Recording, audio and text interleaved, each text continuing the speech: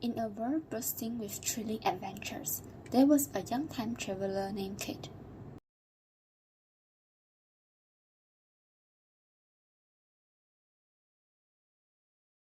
Kate had a deep love in different places of architecture, with her extraordinary time-traveling device, which could whisk her to different places and times. One day, Kate set her sight on a unique adventure, the journey of the triangle. She was about to discover why triangle was so important in the world of architecture.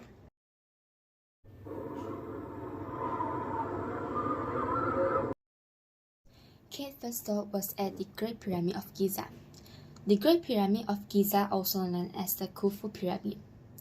Amenhotep was an ancient Egyptian prince who is believed to have been the architect of the Great Pyramid of Giza. This is the largest of the 3 pyramids of Giza and is one of the 7 wonders of the ancient world. It was commissioned by Pharaoh Khufu for use as his tomb. When Kate looked at the pyramid, she saw triangles all around. The whole pyramid was shaped like a giant triangle. She wondered, why did the ancient Egyptians love triangles in their buildings? And then, like a magical surprise, she met an ancient Egyptian architect. The architect explained, "We use triangles because they are super strong and stable. They help our pyramids stand tall and last for thousands of years. We even use some special math tricks like the Pythagorean theorem, trigonometry, geometric properties, and volume to make sure our triangles had the right angles and side." Kate asked, what are Pythagorean theorem, trigonometry, geometric property, and volume?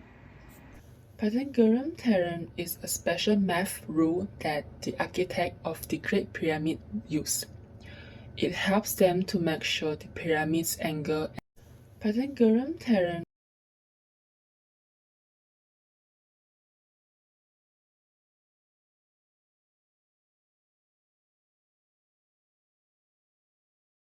In building the Great Pyramid of Giza, ancient builders used a clever method to check if the corner was square. They used rope with nodes to measure the height and half the base. They applied the Pythagorean theorem, which said that the square of the longest rope should be equal to the sum of the square of the other 2 ropes, the height and half the base. If the ropes followed these rules, the corner was square, making the pyramid strong and stable. So, the Pythagorean theorem was like a secret tool to ensure the pyramid perfections, even in ancient times. Trigonometry is another cool math trick. It used special words like sine, cosine, and tangent. The ancient builder used it to measure angles and distance perfectly when making the pyramids. It's like a super ruler for shape. Imagine the Great Pyramid is like a giant stack of building blocks. To find its volume, you can think of it as counting how many building blocks will fill it up from the bottom to the very top. It's like figuring out how much stuff can fit inside the pyramid. The Great Pyramid is like a massive stone tower, and its volume tells us just how much stone was used to build it. So, volume is like measuring the inside space of the pyramid, but we are measuring it in terms of how many blocks of stone it holds. Geometric properties are like special rules that helps build the pyramid correctly. Think of them as the instruction of creating a big, amazing puzzle. Architects use these rules to make sure all the sides and corners of the pyramid fit perfectly together.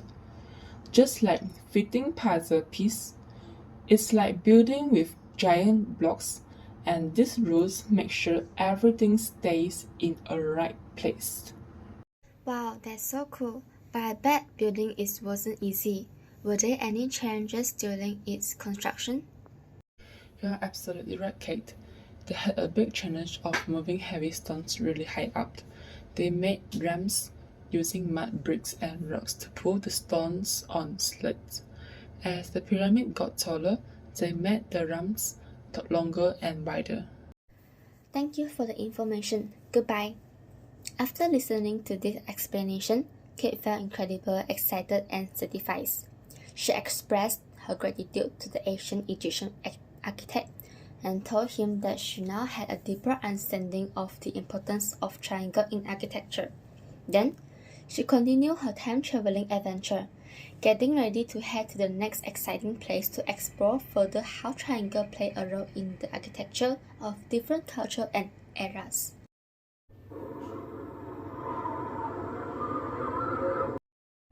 Next, Kat stepped into a magical land known as the Forbidden City in Beijing, China. The Forbidden City, also known as the Imperial Palace, was commissioned by the Ming Dynasty Emperor Yongle, specifically Emperor Zhu Di. The Forbidden City was built in the early 15th century. It took about 14 years to finish, from 1406 to 1420. This huge palace in China is the biggest one in Chinese history. It was where emperors from the Ming and Qing dynasty lived. The Forbidden City is a super famous and beautiful place. It's a symbol of ancient Chinese power and culture, where emperors ruled and had big ceremonies. It's like a time machine to China's past. As Kate explored the great buildings, she noticed something interesting. Triangles were everywhere too. Curious as ever, she decided to ask a wise woman she met. Hello, I'm a traveler, and I have heard that the Forbidden City was commissioned by Emperor Yongle of the Ming Dynasty, whose personal name was Zhu Di. Could you please provide me with more information about the Forbidden City? Oh, hello friend. Welcome to China. I'll be happy to provide you with more information about the Forbidden City. Triangles are like the superhero of architecture. They are strong and stable, just like the bricks you use to build a super fort.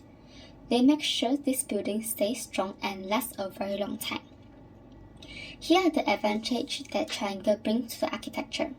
First, can make sure the walls have perfect angles. Second, hold up the heavy roof. Third, they are super strong. Fourth, they are safe. The challenge faced during the constructions is the bad weather and finding the right materials. Last is using the best technology available. When was this amazing place built? And what is the story behind all this? Is it connected to Chinese culture? The Forbidden City was created during China Ming Dynasty about 600 years ago. It was a really important time in China history, full of emperors and grand palaces. Absolutely, the Forbidden City is like a treasure chest of ancient Chinese culture and the power of emperors. It shows off the beauty and incredible craftsmanship of traditional Chinese buildings. Architects used math like a magic wand. They made sure everything was the perfect size and shape. They used rules like the Pythagorean theorem, trigonometry, and volume. Pythagorean theorem is like a superhero rules for making perfect corners in buildings. It guarantees that all the corners are exactly 90 degrees angles, making everything fit together perfectly. Trigonometry is like a secret code to talk to buildings. It helps builders measure angles and distance super accurately. So, buildings turn out looking amazing, just as they were meant to be. Geometric properties are like playing with building blocks, following rules about how triangles, angle, and side works together to create beautiful design, like buildings and awesome Lego set. Volume is like measuring how much space is inside something, just like measuring the water in a swimming pool. In the Forbidden City, volume helps us understand how much space is inside its many buildings and courtyards. It's like counting how much space is there for emperors, rooms, and all the cool things they had. So, volume helps us imagine how big and grand the Forbidden City is on the inside. Thank you, my friend. I've learned so much about Triangle and the magic of Forbidden City. You're welcome. With newfound knowledge, Kate continued her adventure through the Forbidden City, marveling at the beauty and strength of the triangle that make it a true architectural wonder.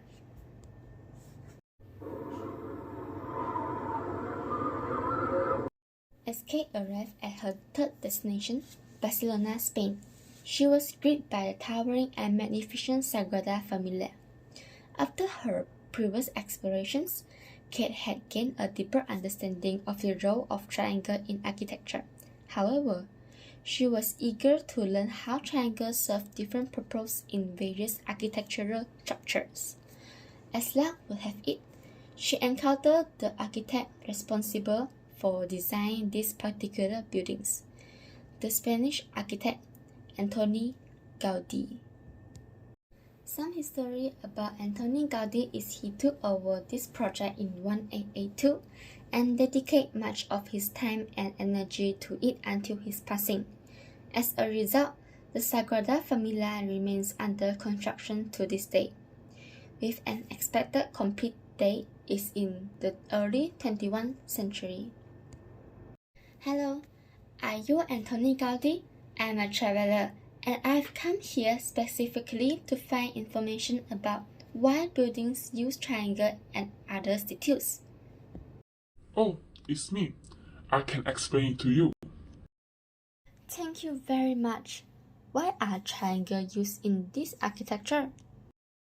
Imagine that if you are building a tall tower with blocks. If you use triangle, it's like making a strong and sturdy base that keeps everything balanced. Triangles are like the best shape to hold on buildings because they are super good at shading the white and keep everything in place. So, architects use triangles to make sure buildings are strong and don't wobble. Furthermore, Kate also knew that the Sagrada Familia had been under construction for a very long time, like a giant puzzle still being put together, starting in the late 19th century and continuing even today. During this era, people love fancy and nature-inspired design, which is why the building features many beautiful shapes, including triangles. It was originally commissioned to be built as a basilica and expiatory church in Barcelona, Spain. The idea behind its construction was to create a grand religious monument that would serve as a place of worship reflections, honoring the Holy Family of Jesus, Mary, and Joseph. Kate learned that this iconic structure was not only a church but also a symbol of Spanish culture mixed with the architect's unique style. It was meant to inspire people to and create a connection to their faith. However, building such a colossal and complex structure had its challenges. The architects faced difficulties like raising enough money and dealing with wars and fires, making the construction process a true test of determination and dedication. When they were building the Sagrada Familia, they used special methods to make it perfect. The first one is trigonometry. It was one of the most important topics in architecture. It helped Antoni Gaudí figure out angles and lengths very accurately. They used special methods too like sine, cosine, and tangents to do this. Now, think about the Sagrada Familia. It shapes like a triangle. To build it, they probably used trigonometry ratios to find out how long the side should be. If they knew the height and one's side length, they could use tangents to calculate the diagonal lengths on the pyramid. So, Trigonometry helps make sure everything fits just right. Second are the Pythagorean theorem. This is like a cool tool for making perfect corners. Like when you fold a paper to make a sharp edge, they use it to make sure all corners were like and corners of book. Third is geometric properties. Architects follow rules, like instructions for buildings with blocks, to make sure all the sides and corners of triangle fit together perfectly. It was like playing with big building blocks to make the Sagrada Familia looks beautiful.